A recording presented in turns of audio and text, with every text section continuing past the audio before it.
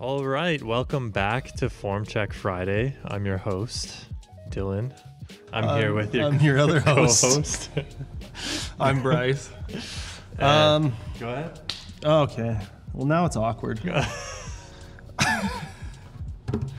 So, this series is called Form Check Friday, and we take your submissions. We try to help people lift better. So if you're looking for specifically advice regarding whatever was in the title or the thumbnail, just use the handy dandy timestamps below and you can skip and navigate right to there if you don't care for any of our colorful commentary or silly interactions. If I remember to put it. If Dylan remembers to put it. And if Dylan doesn't remember to put it, make sure to head down in the comments section below and roast his ass.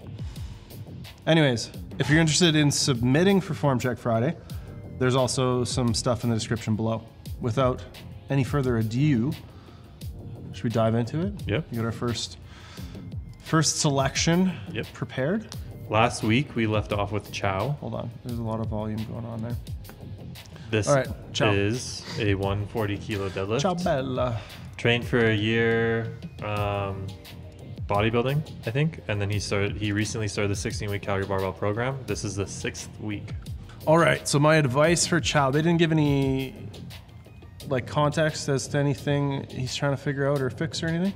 Nope. All right, so a couple of things pretty quick, because honestly, overall your deadlift looks fantastic.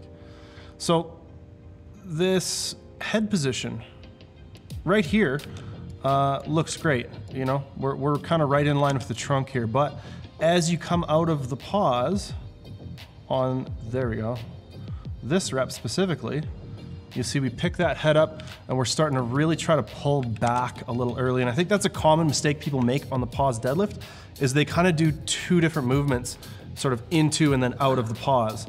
And it looks like we're doing a nice push into the pause. You know, if the deadlift, we're trying to get that sort of leg press feeling going on. Looks really good into the pause, but then out of the pause, you're changing the pattern and we're starting to pull. And I don't want you to start to pull until the bar is about there. So when we're doing pause deadlifts, be conscious of push, pause, push. We want to push into the pause. We want to push out of the pause. We want that same sort of more quad focused drive, so that we're not getting into that trying to pull back. And you can even see as we get through around here, you'll see we're starting to like push the knees in under the bar a little bit. And I think that gets more and more pronounced as the set goes on. And a lot of the times when we have that sort of pull back early, we end up wedging the knees forward under the bar. We can see it a little bit there, but that's another thing I would work on, is trying to keep that pressure through the feet a little more balanced. Try to keep that work in the posterior chain that should be there, right? A lot of times people get to here and they're trying to get upright a little too early, so they wedge the knees in under the bar and then they're trying to stand it up kind of with their quads. What I would recommend is, again, you know, keep that heel pressure, keep those knees where they go to on the way up, and just try to really hinge with the hips through to lockout. We even got a little caught up on that one, but other than that, like your basics, your fundamentals are phenomenal. What do we got next, though? Next up, we got Roberto. This is a 240-pound squat. Okay. For 5 reps. He's currently working through a lower back tweak and says, I'm having trouble getting a tight rack position and I feel the bar rolling forward during ascent.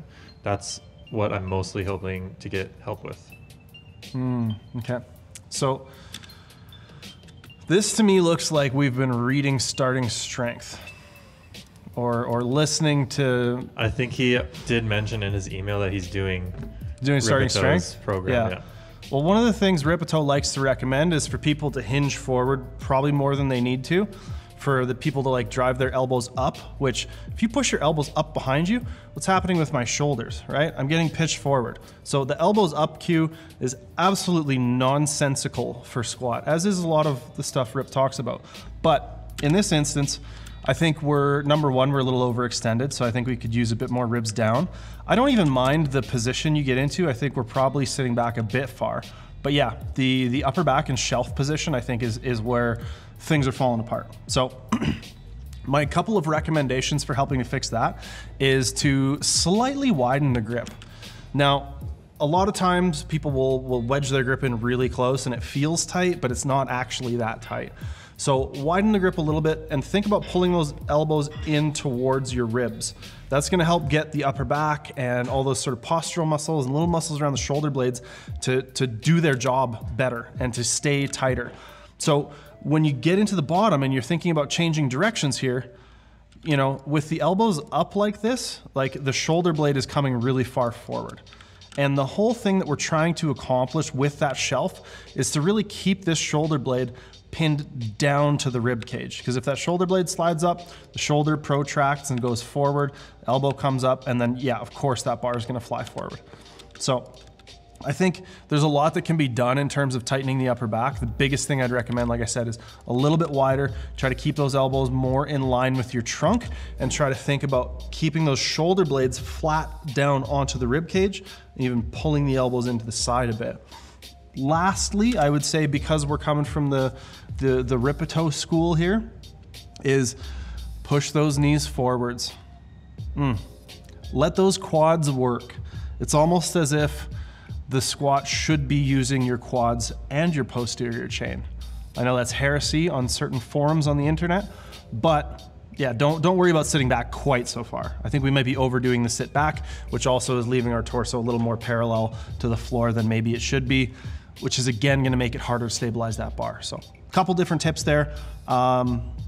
And yeah, I wish you the best and hope that your squat tightens up. It's funny that you noticed that, because I left the Ep02 stuff out just because I was like, oh, maybe it's not relevant, and then that's the first thing that you mentioned. So. Just like you can kind of, I don't know, you can pick out a starting strength squat.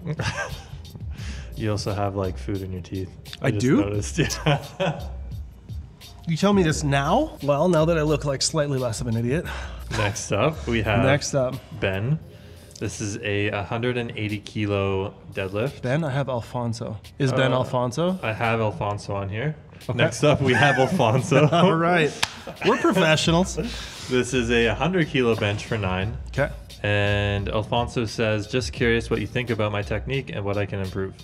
All right. So, number one, you know, I'm a guy who has to compete with his heels down.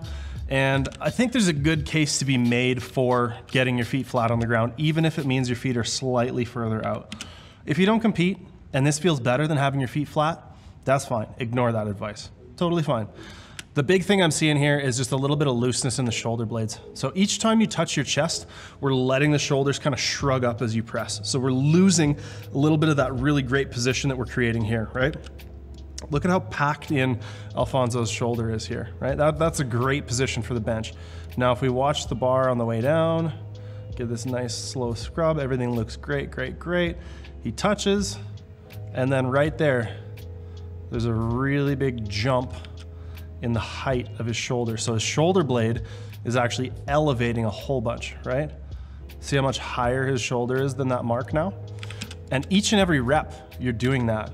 And then starting from this more elevated position. So if we go back to where you were out of the rack, boom. We're a little bit higher up. Okay, so you are actually, as you're locking out, you're getting your shoulder blade kind of back into position.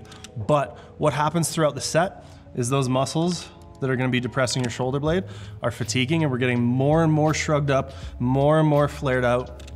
And when we get really flared out in the bench, the biggest thing that happens is the angle of the forearm changes when we're in the bottom, right? So we end up with an angle kind of more like this, as opposed to more straight up and down or even back.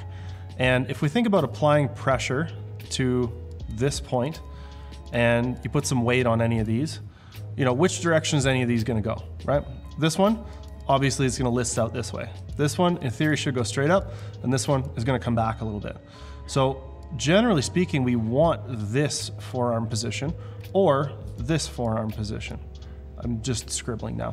Basically, when we press here, if the bar goes out this way, we're gonna have a bad time. It's not gonna be a great press. So the more we can do to maintain this wonderful sort of upper back position and contraction that we have here, as we change directions and press, the less of this that's going on throughout the set, the more stable, the more consistent you're gonna be, and then the stronger you're gonna be. You can see we're having to apply a little bit more leg drive and a little bit more leg drive. And we're, again, seeing those elbows flare out quite a bit. And if we look at, this position here, we're not keeping that shoulder blade depressed. So we're ending up with that forearm angle, like I said, and then we're gonna be almost pressing the bar out away from ourselves instead of back in this nice sort of more neutral bar path. That's probably all I would change. If you're not training paused bench, I would absolutely 100%, even if you don't compete, even if you don't give a crap about ever competing, train some long pause bench, because it's just gonna make your bench better. All right, what else we got here? Now this one for sure is Ben. This is Ben, hey. This is a 180 kilo deadlift for one. Okay. And Ben says, I hit this deadlift PR without training it for months and feel I lost form. I was also training a new way to remove slack that my friend taught me. Okay. So, Ben, it looks like we tried to get the slack pulled out, but I don't know if we really had the whole technique down, right? Like if you're trying out a new technique and in the same day testing your max, we're probably not going to be able to, do a good job in maintaining that technique or that cue that we're trying to work on. So this position here actually looks pretty darn good.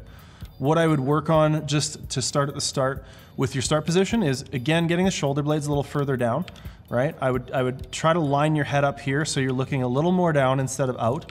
When we look out, we tend to extend a fair bit here, and it makes it harder for us to find the slack to extend here. So I'd rather see this a little round and this a little bit more extended. And you'll notice, whoa, that kind of looks like the natural curvature of a spine. Wow. So overdoing the tightness here leaves us a little bit out of position here. The other thing I would do is probably widen your grip and your stance just a tiny little bit. I think getting your knees out of the way, getting your quads out a little bit is gonna allow you, again, to just get a slightly better position with that mid and low back. One more thing with the setup. It looks like we are a little on the toes, right? You can see the heel there is a little bit lifted. I'm not sure what kind of shoes we're wearing here. Let me see if we can get a better view of the shoe. Oh no, it follows you up, hey? All right, so these look like, number one, they're either squishy and cushiony, not great for deadlifting, or number two, they're a squat shoe with a heel in them. Also, I would say not ideal for deadlifting. So we maybe wanna look at some different footwear, as well as when we get into this nice position here, we want everything to be back a little more. I want you to just kind of pivot back with your ankles so that your weight shifts back and that heel gets down. And then that's gonna be a really great position to start from. Now, even if we get a great position to start from, we have to be able to maintain it to the point where the bar comes off the floor. And you can see what happens here. There's a massive difference between where we try to start the pull and where we actually break the floor, right? We see the hips come up a lot. We see the back become pretty much parallel to the floor. We see a little bit more flexion, not a whole lot more, but a little bit more flexion, and we're still on the toes. So from this position, we're essentially doing what's called a stiff-legged deadlift, which you clearly have some propensity for. We actually even straighten the knees more before we move the bar more than a couple of inches off the floor. So the biggest thing here is to slow things down so you can pull with more of this position and less of that position. So this is gonna mean it's probably gonna feel really heavy off the floor the first few times you do it. The first few times you get your quads working and you're able to maintain this good position, it's gonna feel like 100,000 pounds off the floor for that first little bit of the range of motion. But by the time that bar gets even close to your knees, you're gonna be flying through it. It's gonna be looking really good. So work on trying to get into and feel your quads and get your quads to assist in the movement so that we can maintain more of an upright back angle. Now, a lot of the work we're doing here is with this sort of like extension. I'm guessing your back was maybe a little sore after this one. I think that we probably, again, unless we get into a better position, we're gonna be doing a lot of work with the back, and it might limit how much we can train this pattern. So we probably wanna lighten it up substantially, and I would probably not worry so much about chasing a max until we've got a little bit more sort of technical mastery. Now, that's not to say you have no right lifting this weight, or you know, don't lift heavy until you can lift with perfect technique. It's none of that, because if you don't train your technique with weight on the bar, you're not gonna build technique. So I'm not saying deload to empty bar. I'm saying deload to a moderate weight that's challenging for you to maintain a good position in and still feels like work, and come at your technique through repetition in that kind of intensity range. The other thing, the last thing I'm gonna say, don't drop the bar. And no, that's not a respect the weights, respect the plates, don't make noise. That's a, if you ever want to compete, this is a terrible habit. A terrible habit. I've had lifters, one lifter in particular, who fought and fought and fought for a personal best deadlift on the platform. And it was this 10-second grind, and she finally got this PR, and then she dropped it at the top, and the lift was disqualified, did not count on the score sheet. So get out of the habit of dropping the bar. It's not a good habit to have for really any reason. You don't have to set it down gently. That's a bunch of BS, but just keep your hands on the bar. That being said, I think we're done here. Yep. Our mission is accomplished. If you like this kind of style of critique, we do a live stream every Friday on Twitch and YouTube. And we also do check-ins just like this for all of our athletes on the Calgary Barbell app. You can check that out on calgarybarbell.com. And we'll see you next week for Form Check Friday. Bye. Bye.